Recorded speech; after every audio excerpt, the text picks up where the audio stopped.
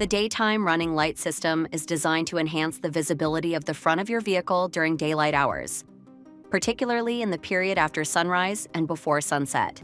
DRLs are activated when the main headlight switch is in the off or auto positions, and the electronic parking brake is deactivated.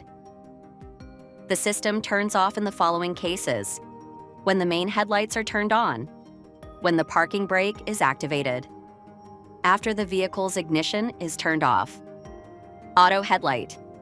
The headlights and parking lights automatically switch on or off based on the level of daylight detected by the ambient light sensor.